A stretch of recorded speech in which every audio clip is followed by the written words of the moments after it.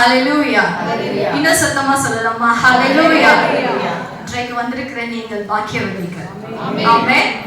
பக்கத்துல இருக்கிறவங்கள பார்த்து சொல்லாமா, நீங்க பாக்கியவதி. கர்த்தர் உங்களை கொண்டு மகிமைப்பட போகிறார். ஹalleluya, ஹalleluya. கர்த்தர் என்னை கொண்டு மகிமைப்பட போகிறார். ஆமென். இந்த நாளிலே கூட நான் முதலாவது ஆண்டவராகிய இயேசு கிறிஸ்துவை நான் ஸ்தோத்திரிக்கிறேன். இப்படியாப்பட்ட ஒரு வாய்ப்பை எனக்கு கொடுத்ததுக்காக. இரண்டாவது சிசிஐக்காக, விமென்ஸ் ஃபெலோஷிப் டைரக்டர்ஸ் மற்றும் எல்லா லீடர்ஸ்க்காக, இவாஞ்சலிஸ்ட்காக நான் ஆண்டவருக்கு நன்றி சொல்கிறேன். விசேஷமாக சிஸ்டர் பிஷப் அவங்க பைலட்ரானி அவங்களுக்காக நான் நன்றி சொல்கிறேன். இந்த வாய்ப்பை கொடுத்ததுக்காக. யங்ஸ்டர்ஸ்க்கு நீங்கள் இந்த வாய்ப்பை கொடுத்துருக்கிறீங்க, அதுக்காக நன்றி. வந்திருக்கிற எல்லாருக்காகவும் நன்றி. இந்த நாளில் கர்த்தர் நம்மோடு கூட பேச போகிறார். ஹalleluya, ஹalleluya. இந்த நாளில் கூட நாம் attempt to be the ambassador of Christ, இயேசு கிறிஸ்துவின் ஸ்தானாதிபதிகளாக முயன்றிடுவோம் அப்படின்னு சொல்ற தலைப்புல நம்ம கர்த்தருடைய வசனத்தை தியானிக்க போகிறோம். இயேசு கிறிஸ்துவின் ஸ்தானாதிபதிகளாக செயல்பட முயன்றிடுவோம் அப்படிங்கிற தலைப்புல நம்ம கர்த்தருடைய வார்த்தையை நாம் தியானிக்க போகிறோம். ஹalleluya. இந்த நாளில கூட நம்ம ஒரு வசனத்தை வாசிப்போம். 2 கொரிந்தியர் 5ஆம் அதிகாரம் 20ஆம் வசனத்தை நம்ம வாசிக்கலாம். 2 Corinthians chapter 5 and verses 20 நம்ம வாசிக்கலாமா? வசனங்கள் வாசிக்கப்படும் பொழுது நம்ம கவனமா அதை கேட்போம். ஆனபடியினாலே தேவனானவர் எங்களை கொண்டு புத்தி சொல்லுகிறது போல நாங்கள் கிறிஸ்துவுக்காக ஸ்தானாதிபதிகளாய் இருந்து தேவனோடே ஒப்புரவாகுங்கள் என்று கிறிஸ்துவின் நிமித்தம் உங்களை வேண்டிக் கொள்கிறோம். கிறிஸ்துவின் நிமித்தம் உங்களை வேண்டிக் கொள்கிறோம். ஹalleluya. இந்த இடத்துல நம்ம பார்க்கும்பொழுது நம்மளுடைய ஃப்ளையர்ல பார்த்தோம் அப்படின்னா executives, leaders, church leaders, evangelist இப்படியெல்லாம் வந்துட்டு அழைப்புகளை பொறுத்து என்ன இருந்துச்சு, அந்த தீமே இருந்தது, அந்த ஒரு நம்மளுடைய குழுவே இருந்தது. ஆனா அதை தாண்டி பொதுவா ஆண்டவர் வந்து எல்லாருக்கும் ஒரு பிளாட்ஃபார்ம் அமைக்கிறார். என்ன அப்படின்னு சொன்னா விசுவாசிகள். ஹalleluya. இங்க யாரெல்லாம் ஆண்டவராகிய இயேசு கிறிஸ்துவை விசுவாசிக்கிறோம்? ஆமென். அப்போ விசுவாசிக்கிறவர்களுக்கு அடித்தளமா ஆண்டவர் ஒரு அழைப்பு வச்சிருக்கிறார். என்ன, நிறைய பேர் சொல்லுவாங்க, நான் வந்து இவாஞ்சலிஸ்ட் இல்ல, நான் வந்து ஒரு தீர்க்கதரிசி இல்ல, நான் வந்து என்ன இல்ல, ஒரு அப்போஸ்தலர் இல்ல, நான் வந்து பெரிய விசுவாசி அப்படின்னு சொல்லுவாங்க. ஆனா ஆண்டவர் விசுவாசிகளுக்கும் ஒரு அழைப்பை வைத்திருக்கிறார். என்ன அழைப்புனா ஸ்தானாதிபதி. ஹalleluya. அம்பாசிடர். எல்லாம் வாயில திறந்து சொல்லுங்க, ஸ்தானாதிபதி. நான் கிறிஸ்துவின் ஸ்தானாதிபதி. ஹalleluya. எதற்கு ஸ்தானாதிபதியா? நம் தேவனிடத்தில் ஜனங்களை ஒப்புரவாக்குகிற, சமாதானம் பண்ணுகிறதான ஸ்தானாதிபதிகளா இருக்கிறோம். இதுக்கு வந்து நான் இவாஞ்சலிஸ்டா இருக்கணும்னு இல்ல, நான் வந்து அப்போஸ்தலரா இருக்கணும்னு இல்ல, அதுக்கப்புறம் நான் ஒரு பெரிய தீர்க்கதரிசியா இருக்கணும்னு இல்ல. நான் விசுவாசியானால் என் கூடவே ஒரு அழைப்பு வருது. என்ன அழைப்பு? ஸ்தானாதிபதி. கிறிஸ்துவின் ஸ்தானாதிபதியா நம்ம இருக்கிறோம். சுவிசேஷத்தை அறிவிக்கிற ஸ்தானாதிபதிகளாய் நாம இருக்கிறோம். அப்போ இந்த இடத்துல முதலாவது ஸ்தானாதிபதி, அம்பாசிடர் அப்படின்னு சொன்னா என்ன? Brand ambassador, messenger. அவர் கொண்டு போறோம், அங்கேருந்து சில காரியங்களை கொண்டு வந்து கொடுக்கிறோம். இப்போ எப்படி நம்ம அம்பாசிடர்ஸ் இருக்கிறாங்க, வெளிநாட்டுக்கு எத்தனை அம்பாசிடர்ஸ் இருக்கிறாங்களோ இந்தியாவுக்கு, இவங்க இந்தியாவில் இருக்கிற டிமாண்ட்ஸ் அங்கே கொண்டு வாங்க, அங்கே இந்தியாவில் இருக்கிறவங்க அங்கே இருக்கிறவங்களுடைய டிமாண்ட்ஸை இங்கே கொண்டு வந்து ரெப்ரசென்ட் பண்றாங்க, அவங்களோட தேசத்தை ரெப்ரசென்ட் பண்றாங்க. இப்போ நான் ஒரு உதாரணத்தை சொல்ல விரும்புகிறேன். எத்தனை பேர் பார்லேஜி பிஸ்கெட் சாப்பிட்டுருக்கீங்க? சாப்பிடாத மாதிரியே பாக்குறீங்க, எல்லாரும் சாப்பிட்டுருக்கீங்க இல்லையா?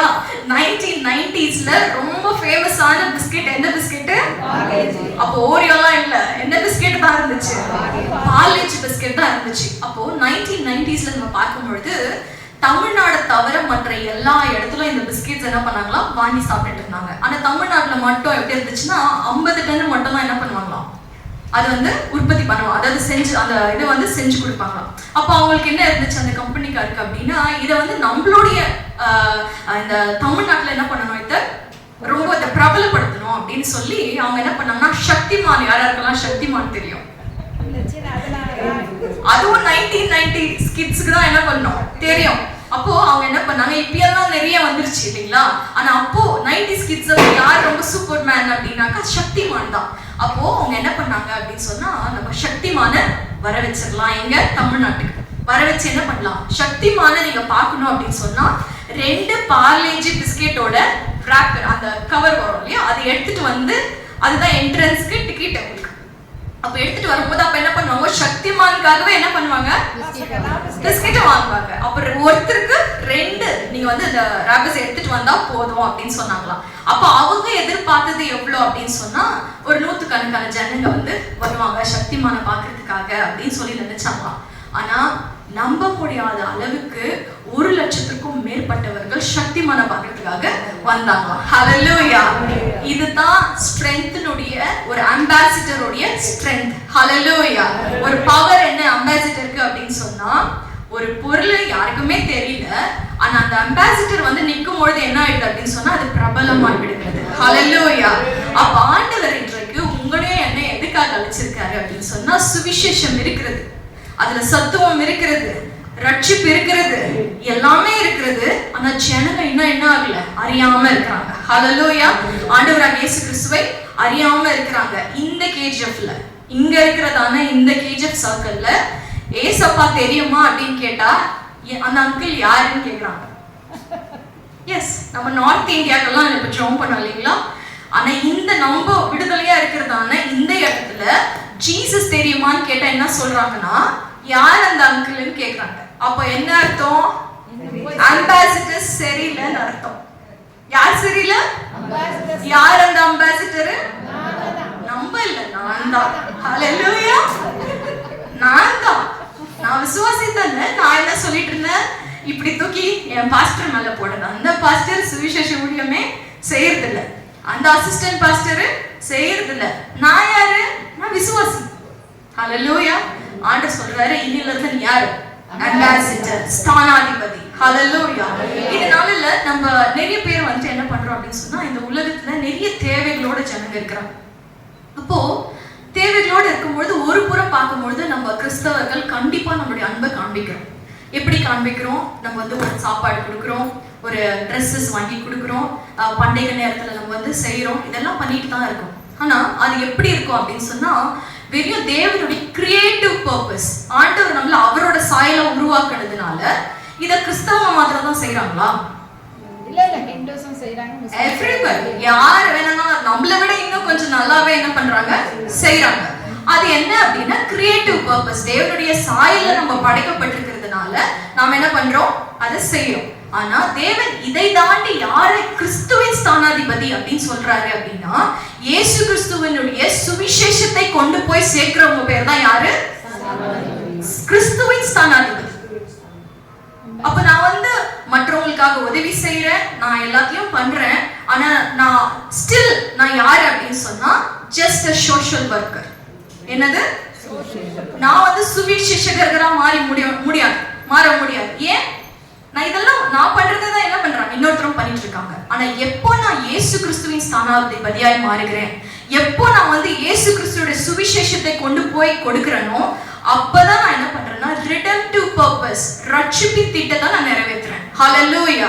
அப்ப இன்னைக்கு முதலாவது காரியம் நம்ம செய்திக்குள்ள போகும்பொழுது ஒரு சிந்தனையோட போகணும். என்னன்னா, நான் இவ்வளவு நாள் செஞ்சுட்டு இருக்கிறது இல்ல எந்த அளவுக்கு நான் வந்து தேவனுடைய சாயல்ல படைக்கப்பட்டதான அந்த நோக்கத்தை மாத்திரம் நிறைவேற்றிட்டு இருந்தேனா, இல்ல ரட்சிப்பின் திட்டத்தை redemptive purpose நான் நிறைவேற்றிட்டு இருந்தேனா அப்படின்னு சொல்லி நம்ம யோசிக்கணும். ஹல்லேலூயா. ஒருவேளை இது வரைக்கும் நான் அன்பை காமிக்கிறேன், இயேசு சுவாமியோட அன்பை காமிக்கிறேன் அப்படின்னு சொல்லி நம்ம சாப்பாடு கொடுக்கறதோ, உதவி செய்கிறதோ, ரேஷன் வாங்கி கொடுக்கறதோ இது வரைக்கும் நான் செஞ்சுட்டு இருந்தேன் அப்படின்னு சொன்னா, இது வரைக்கும் நம்ம வெறியும் என்ன பண்ணிட்டு இருக்கிறோம் அப்படின்னு சொன்னா நம்ம சோஷியல் ஒர்க் மட்டும் தான் செஞ்சுட்டு இருக்கோம். ஹல்லேலூயா. இது சுவிசேஷ ஊழியம் நம்ம சொல்ல முடியாது. ஆனா இந்த நாளில கர்த்தர் உங்களையும் என்னையும் கொண்டு ஸ்தானாதிபதியாய் நிற்க செய்தது எதற்காக அப்படின்னு சொன்னா, அது எல்லாத்தோட கூட அதை செய்யக்கூடாதுன்னு சொல்லல, அதோடு கூட நம்ம எதை செய்யணும்னா ரட்சிப்பின் திட்டத்தை நிறைவேற்றணும். ஹல்லேலூயா. வேதத்துல கூட நம்ம ஒரு வசனத்தை நம்ம எடுத்து வாசிப்போம். 2 சாமுவேலின் புஸ்தகம் 20ஆம் அதிகாரம் 16ல இருந்து 22 வரைக்கும் நம்ம வாசிக்க போகிறோம். இந்த இடத்துல பெண்களாக நம்ம கூடி வந்திருக்கிறோம். நாம பெண்கள் தான், நம்ம வேதத்துல இருக்கிற பெண்கள் நமக்கு ஒரு முன் உதாரணமா இருக்கிறாங்க. ஓகே, நம்ம வந்து 2 சாமுவேலின் புஸ்தகம் 20ஆம் அதிகாரம் 16 இருந்து 22 வரைக்கும் யாராவது ஒரு குயிக்கா வாசிக்கிறீங்களா? Second Samuel. புத்தியுள்ள ஒரு ஸ்திரீ பட்டணத்தில் இருந்து சத்தமிட்டு கேளுங்கள் கேளுங்கள், நான் யோவாவோட பேச வேண்டும், அவர் இங்கே கிட்ட வர சொல்லுங்கள் என்றாள். அவன் அவளுக்கு சமீபத்தில் வந்தபோது அந்த ஸ்திரீ நீர்தானா யோவாப் என்று கேட்டாள். அவன் நான் தான் என்றான். அப்பொழுது அவள் அவனை பார்த்து உமது அடியானின் வார்த்தைகளை கேளும் என்றாள். அவன் கேட்கிறேன் என்றான். அப்பொழுது அவள் பூர்வ காலத்து ஜனங்கள் ஆவேலிலே விசாரித்தால் வழக்கு தீரும் என்பார்கள். இஸ்ரவேலிலே நான் சமாதானமும் உண்மையும் உள்ளவளாய் இருக்கையில் நீர் இஸ்ரவேலிலே தாய் பட்டணமாய் இருக்கிறதை நிர்மூலமாக்க பார்க்கிறீரோ? நீர் கர்த்தருடைய சுதந்திரத்தை விழுங்க வேண்டியது என்ன என்றாள். யோவா பிரதித்திரமாக விழுங்க வேண்டும் அழிக்க வேண்டும் என்கின்ற ஆசை எனக்கு வெகு தூரமாய் இருப்பதாக. காரியம் அப்படி அல்ல. பிக்னியின் குமாரனாகிய சேபா என்னும் பேருள்ள எப்பிராயிம் பர்வதத்தானாய் இருக்கிற ஒரு மனுஷன் ராஜாவாகிய தாவீதுக்கு விரோதமாய் தன் கையை ஓங்கினான். அவனை மாத்திரம் ஒப்புக்கொடுங்கள், அப்பொழுது பட்டணத்தை விட்டு போவேன் என்றான். அப்பொழுது அந்த ஸ்திரீ யோவாவை பார்த்து, இதோ அவன் தலை மதிலின் மேல் இருந்து உம்மிடத்திலே போடப்படும் என்று சொல்லி அவள் ஜனங்களிடத்தில் போய் புத்தியாய் பேசினதினால் அவர்கள் பிக்னியின் குமாரனாகிய சேபாவின் தலையை வெட்டி யோவாவினிடத்தில் போட்டார்கள். அப்பொழுது அவன் எக்காலம் ஊதினான். அவர் பட்டணத்தை விட்டு கலைந்து தங்கள் கூடாரங்களுக்கு புறப்பட்டு போனார்கள். யோவாவும் ராஜாவிடத்திற்கு போகும்படி எருசலேமுக்கு திரும்பினான். ஆமென். ஹல்லேலூயா. இந்த இடத்துல ஒரு பெண்ணை குறித்து நம்ம பார்க்கிறோம். புத்தி உள்ள ஸ்திரீ. அந்த ஸ்திரீனுடைய பெயர் இந்த இடத்துல என்ன பண்ணல, குறிப்பிடப்படல. ஆனா நமக்கு எல்லாரும் புத்தி உள்ள ஸ்திரீன்னு ஒண்ணு எல்லாருக்கும் என்ன ஞாபகம் வரும்? புத்தி உள்ள ஸ்திரீ தான் வீட்டை கட்டுகிறாள், வீட்டை கட்டுகிறாள், வீட்டை கட்டுகிறாள் அப்படின்னு சொல்லி நம்ம செய்திகள் கேட்டு கேட்டு எப்படி ஆயிட்டோம் அப்படின்னா வீட்டை மட்டும் கட்டிட்டு இருக்கிறோம். ஆனா இந்த வசனத்துல சொல்லியிருக்கிறது, இவள் எதை கட்டினால் பட்டணத்தை கட்டுகிறவள். ஹல்லேலூயா. அப்ப இன்னைக்கு ஆண்டவர் அந்த கட்டை உடைக்கிற. ஹல்லேலூயா. நாம வீட்டை கட்டுறவங்க மட்டும் இல்ல, நம்மளோட பட்டணத்தை கட்டுகிறவர்கள். புத்தி உள்ள ஸ்திரீ என்ன பண்ணா இந்த இடத்துல பட்டணத்தைக்காக பேசுகிறாள். இந்த நாளில முதலாவது காரியம், இந்த ஸ்திரீயின் இடத்துல இருந்து ஒரு 3 முக்கியமான குணாதிசயங்களை நம்ம என்ன பண்ண போறோம், பார்க்க போகிறோம், கற்றுக்கொள்ள போகிறோம். முதலாவது அவ என்ன செஞ்சா அப்படின்னு சொன்னா, புத்தி உள்ள ஸ்திரீ என்ன பண்ணாலாம், சத்தமிட்டு கேளுங்கள் கேளுங்கள் அப்படின்னு சொல்லி என்ன பண்ணாலாம், சத்தமிட்டா. இந்த நாளில முதலாவது காரியம் என்ன அப்படின்னு சொன்னா, ஆண்டவருடைய ஸ்தானாதிபதிகளா இருக்கிற நீங்களும் நானும் சத்தமிடு. ஹல்லேலூயா. நம்மளோட வாய்ஸ் வெளியே வரணும். அது நான் ஏற்கனவே சொன்னேன், அதுக்கு ஊழியக்காரர், இவாஞ்சலிஸ்ட், தீர்க்கதரிசி இருந்தா தான் இல்ல, ஸ்தானாதிபதிகளா இருந்தா நீங்க என்ன பண்ணணும், நான் என்ன பண்ணணும், சத்தம் இடணும். ஹல்லேலூயா. இவன் என்ன பண்ணாலாம், சத்தம் எடுக்கிறாள். எதற்காக, எந்த மாதிரியான ஒரு சூழ்நிலை மேல இவள் சத்தம் எடுக்கிறாள் அப்படின்னு சொல்லி பார்க்கும் பொழுது, தாவீது ராஜாவாக அபிஷேகம் பண்ணப்பட்டிருக்கிறாரு. அந்த நேரத்துல சேபா அப்படிங்கிறதான ஒருத்தன் என்ன பண்றான் அப்படின்னு சொன்னா, தேவனால் அபிஷேகம் பண்ணப்பட்ட தாவீதுக்கு விரோதமாய் அவன் என்ன பண்ணான், எழும்பி ஜனங்களை என்ன பண்றான், தாவீதின் அவரோட சேர விடாதபடிக்கு அவங்க என்ன பண்றான்னா டைவர்ட் பண்றான், அவங்களை திசை திருப்புகிறான். அப்பொழுது ராஜா சொல்லுகிறாரு, இவனை என்ன பண்ணாதீங்க, விட்டுறாதீங்க, இவனை என்ன பண்ணுங்க, சாகடிக்கணும் அப்படின்னு சொல்லும் பொழுது இவன் என்ன பண்றான், தப்பித்து ஓடுகிறான். தப்பித்து ஓடி போய் என்ன பண்றான் அப்படின்னா, இந்த புத்தி உள்ள ஸ்திரீ இருக்கிறதான ஒரு பட்டணத்துக்குள்ள என்ன பண்றான், நுழைந்து விடுகிறான்.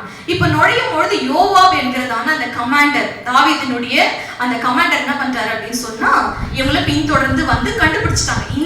இந்த ஒரு பட்டணத்துக்குள்ளதான் யார் போயிருக்கான், இந்த சேபா என்ன போயிருக்கான், போய் ஒளிந்துட்டு இருக்கான் அப்படின்னு சொல்லி இவங்களுக்கு இருந்த கோபம் எப்படின்னா, அவன் ஒருத்தனுக்காக என்ன பண்ணணும், இந்த பட்டணத்தையே அழிக்கிறதுக்காக அவங்க போனாங்க. ஆனா உண்மையா அவங்களுடைய யோசனை எப்படி இருந்துச்சுன்னா, அது அந்த பட்டணத்து மேல அவங்களுக்கு எந்த விதமான அழிக்கணுங்கிற எண்ணம் இல்லை. ஆனா அந்த ஒரு நபரால அவங்களுடைய நினைவு எப்படி இருந்துச்சு, யோசனை எப்படி இருந்துச்சுன்னா, அந்த பட்டணமே அழிந்து போகத்தக்கதான காரியம், சூழ்நிலை அந்த இடத்துல இருந்தது. அப்போ இந்த இடத்துல பார்க்கும்போது இப்படியாப்பட்ட ஒரு சூழ்நிலைமையை கேள்விப்படும் பொழுதுதான் இந்த பெண், இந்த புத்தி உள்ள ஸ்திரீ என்ன பண்றாங்கன்னா, தன்னுடைய சத்தத்தை உயர்த்துகிறார். ஹalleluya. இன்னைக்கு நிறைய காரியங்களுக்காக நம்ம ஜெபிக்கிறோம் இல்லைங்களா? வாலிப பிள்ளைகளுக்காக ஜெபிக்கிறோம். எத்தனையோ மரணங்கள் இந்த ரீசெண்டா இந்த 2025 ஆரம்பத்திலே பாத்தீங்கன்னா அநேக வாலிப பிள்ளைகள் என்ன பண்ணாங்க, மரித்து போனாங்க. நிறைய வந்துட்டு ஹார்ட் அட்டாக்ல மரித்து போனாங்க.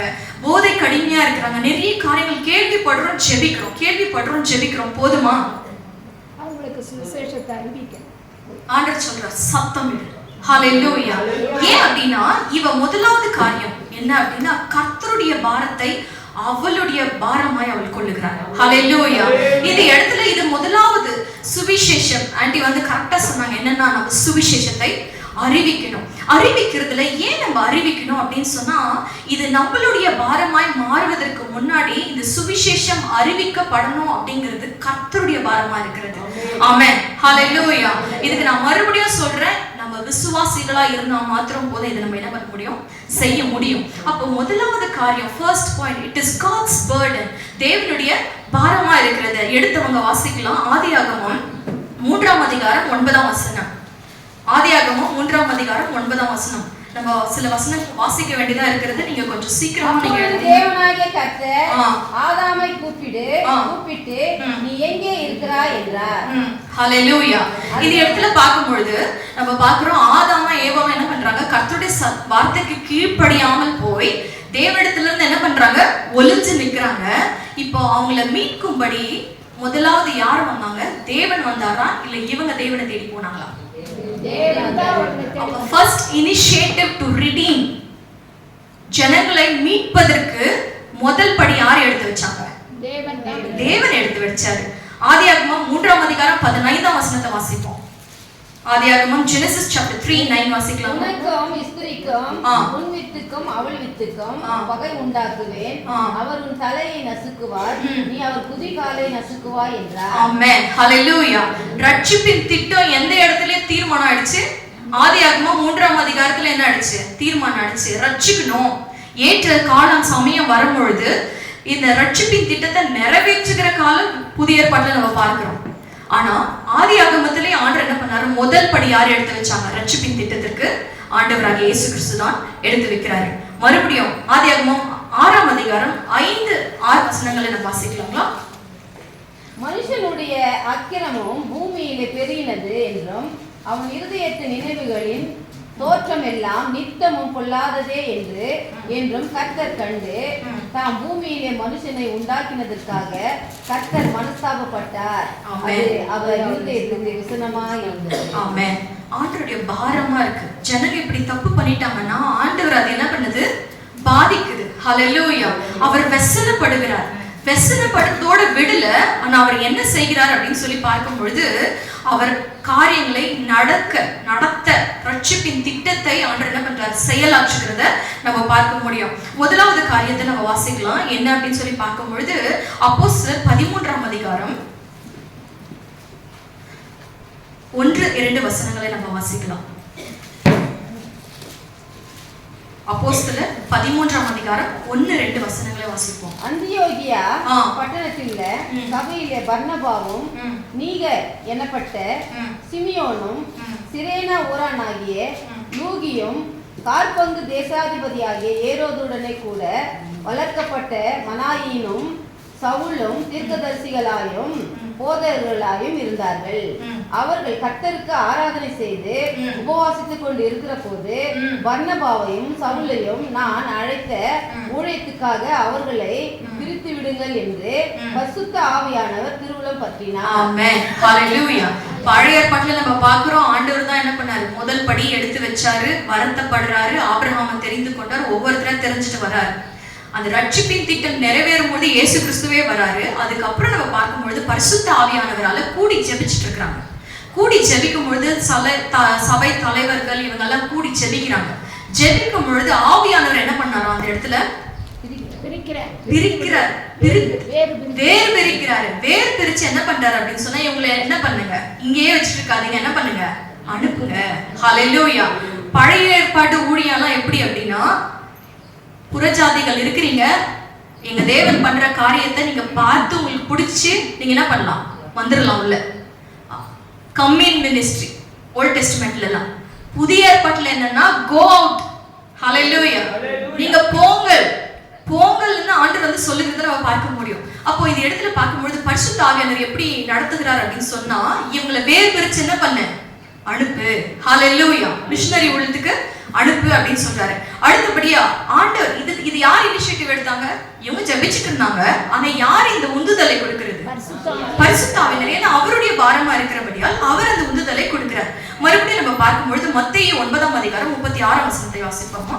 Matthew chapter 9 verses 36 வாசிக்கலாம். அவர் திரளான ஜனங்களை கண்டபோது அவர்கள் மேய்ப்பன் இல்லாத ஆடுகளைப் போல போனவர்களும் சிறப்பட்டவர்களுமாய் இருந்தபடியால் அவர்கள் மேல் மனதுருகி தம்முடைய சீஷர்களை நோக்கி, அறுப்பு மிகுதி, வேலையாட்களோ கொஞ்சம், ஆதலால் அறுப்பு எஜமான் தமது அறுப்பு வேலையாட்களை அனுப்பும்படி அவரை வேண்டிக் கொள்ளுங்கள் என்றார். ஆமென். ஹalleluya.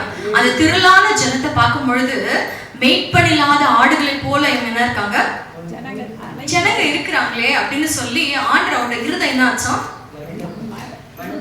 மனதுருக்கம். அவர் மனசு அப்படியே உருகி போடுச்சு.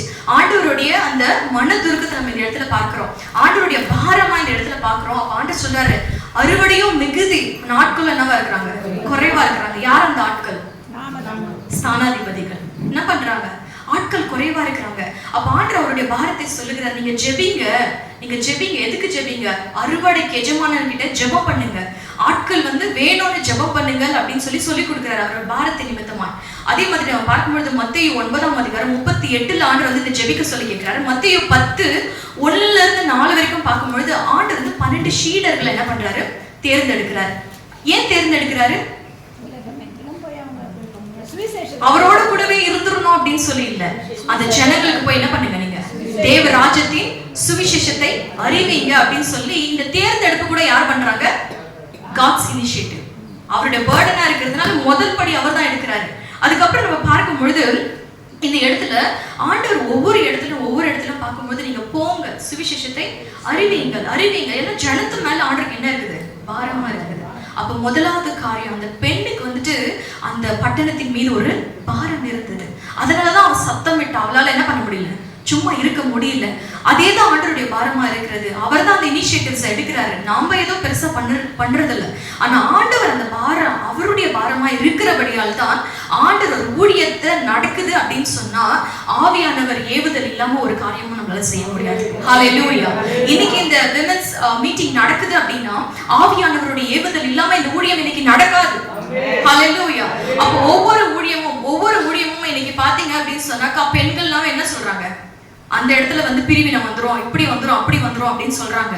ஆனா இந்த இடத்துல நாம விசுவாசிக்கிறோம், ஆண்டவர் இந்த விமென்ஸ் மீட்டிங்க நடத்துகிறதுனால நம்ம ஜெயமா நடப்போம். ஹalleluya. இது பிரிந்து போகாது, இது பெருகும். ஆமென். இந்த இடத்துல நம்ம பார்க்கும்பொழுது முதலாவது ஆண்டவருடைய பாரம் இது.